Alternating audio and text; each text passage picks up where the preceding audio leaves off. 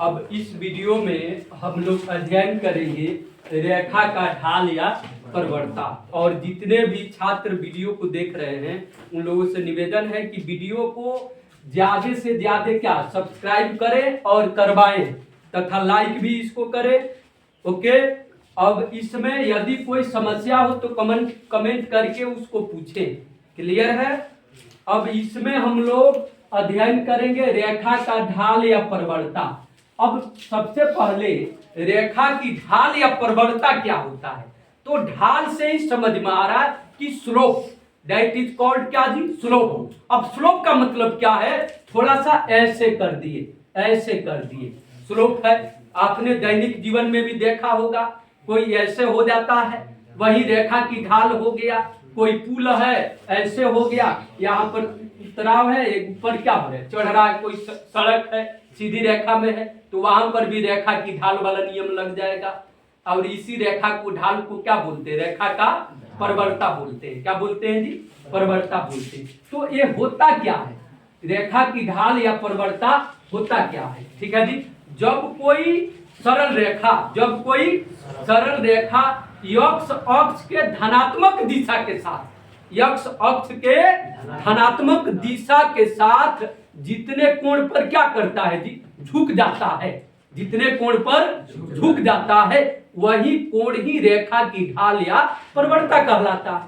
समझ में आ रहा है कि नहीं? जैसे एज फॉर एग्जाम्पल में यह जानते हैं कि यक्ष अक्ष का धनात्मक दिशा कौन सा है जी, यह वाई हो गया और यह वाई डैश हो गया। तो यक्ष अक्ष का धनात्मक दिशा यही ना हुआ जी, यानी यक्ष अक्ष का धनात्मक दिशा यह हुआ ना।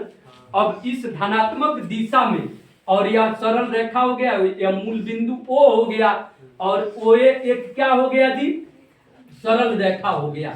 ओए एक सरल रेखा हो गया। समझना ध्यान से। तो जब कोई सरल रेखा यक्ष अक्ष के धनात्मक दिशा में, यक्ष अक्ष के धनात्मक दिशा में जितने डिग्री का कोण बनाता है उस कोण को रेखा का झुकाव कहते हैं। उस कोण को रेखा का झुकाव कहते हैं। बिल्कुल ध्यान से समझना है, उस कोण को रेखा का झुकाव कहते हैं। और उस कोण के स्पर्श दिया को, उस कोण का स्पर्श दिया को, यानी जितने डिग्री पर झुक रहा है, यानी थीटा डिग्री पर झुक रहा है, अब इसके स्पर्श दिया को रेखा का प्रवणता कहते हैं। नहीं समझ में आया? यानी यक्ष अक्ष के धनात्मक दिशा में, यक्ष अक्ष के धनात्मक दिशा में जब कोई सरल रेखा जितने डिग्री का कोण बनाता है उसको रेखा का झुकाव कहते हैं। और उसी कोण के स्पर्श दिया के मतलब का टैन, स्पर्श दिया का मतलब टैन, यानी टैन को हिंदी में स्पर्श दिया कहते हैं। यानी रेखा के कोण के झुकाव को स्पर्श दिया, रेखा के कोण के झुकाव जो होता है उसके स्पर्श दिया को ही क्या कहते हैं बाबू, प्रवणता। क्या कहते हैं, प्रवणता। ये कितने डिग्री पर झुक रहा है, थीटा का मतलब कोण हुआ ना जी। अब इसको क्या बोलेंगे, प्रवणता। तो यम बराबर टैन थीटा, यम बराबर टैन थीटा। यह रेखा का क्या हो गया जी, प्रवणता हो गया। और रेखा के प्रवणता को किसके द्वारा सूचित किया जाता है, यम द्वारा। यम बराबर टैन थीटा। प्रवणता समझ में आया कि नहीं? नहीं समझ में आया? इस कोण को प्रवणता नहीं बोलते हैं, इस कोण के स्पर्श दिया को प्रवणता बोलते हैं। नहीं समझ में आ रहा? यानी जब कोई सरल रेखा यक्ष अक्ष के धनात्मक दिशा में जितने डिग्री का कोण बनाता है उस कोण को रेखा का क्या बोलते हैं जी, झुकाव बोलते हैं।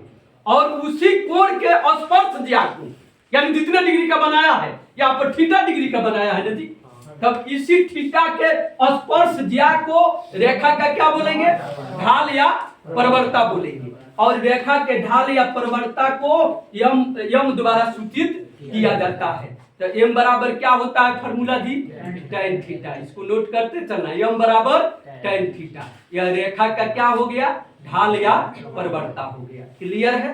कोई प्रॉब्लम नहीं है? अब इसके अगले वीडियो में पढ़ेंगे दो बिंदुओं से गुजरने वाली रेखा का ढाल या प्रवणता। क्लियर है?